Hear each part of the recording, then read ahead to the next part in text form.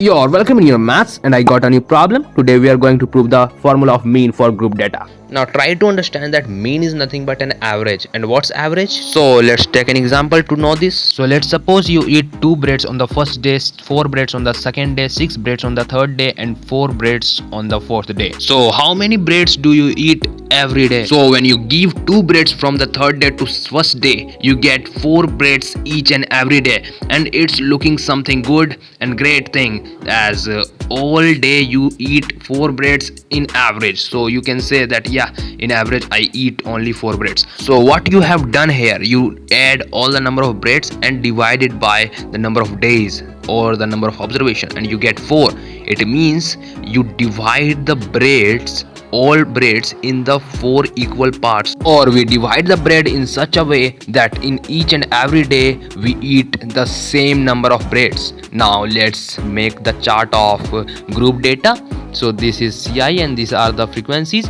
Now let's plot xi, and xi is the observation, and as you can see here, observation is not clear, it is in the form of range.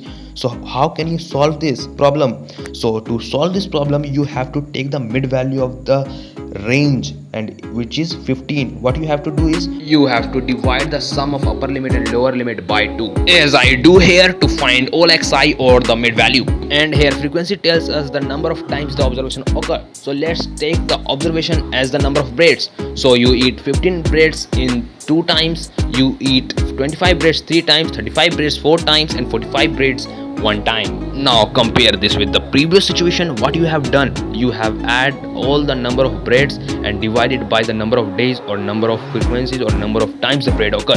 So let's add all the number of breads and divide it by the number of times the bread occurs. So 15 breads occur 2 times, 25 breads occur 3 times, 35 breads occur 4 times and 45 breads occur 1 time. So it's all over 10 times. And try to find what you have done here. You basically multiply 15 into 2, which is 15 plus 15, which is fi into xi for the first case. Similarly you have done fi into xi for the second case or the second observation, and similarly for the fourth and third one. So as you can see here, you have added all the fi into xi of the different observations. So you did multiplication of fi into xi and do the summation, means you have added all fi into xi of different observations, and in this case you have added all fi of the different observations. So you have added it. Okay, so we can say that mean and average are equal, and like that we have proved the formula of mean for group data. Hopefully you get it. So don't forget to like and subscribe.